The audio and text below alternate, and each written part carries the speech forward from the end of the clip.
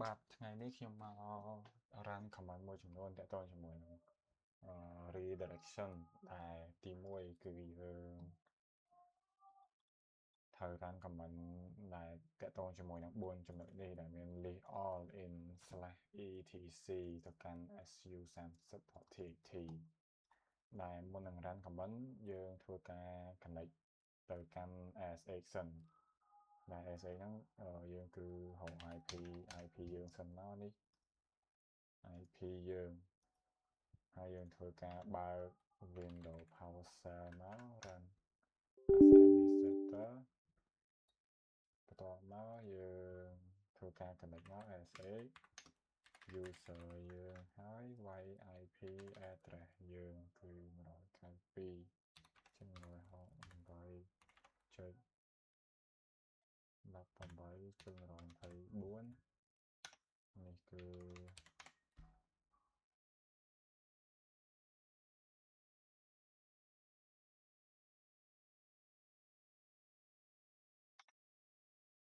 នេះយើងបានធ្វើការ connect រួចហើយគឺទី1គឺយើង run command នេះដែលយើងធ្វើការ list មើលសិនអត់ទាន់មានที่យើងធ្វើការបង្កើតសិនកើត txt file មក nano su30.txt យើងធ្វើការវាយ1 2 3អីសិនចឹងទៅហើយយើងដាក់ Ctrl X Y Enter ដែលនេះទី1យើងធ្វើការ list all មកគឺ ls/etc ដែលយើងបើកវងកញ្ចក់នេះមកទៅកាន់ su30 ហើយវាទៅកាន់នឹងនេះយើងមកហើយយើង cat មើល su30 នេះដែលចុងក្រោយ ZSX ដែលដំបូងគេគឺ user នេះ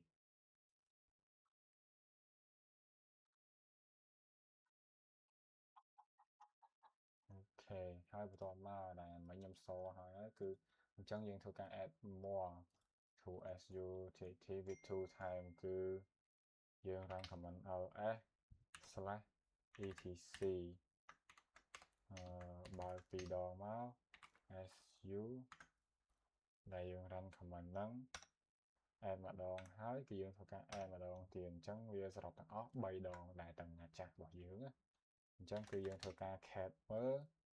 su30 នេះអញ្ចឹងម្ដង2ដង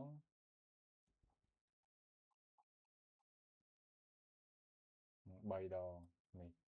ចំណុចទី4គឺយើងធ្វើសូហើយបាទថ្ងៃនេះខ្ញុំមានតែ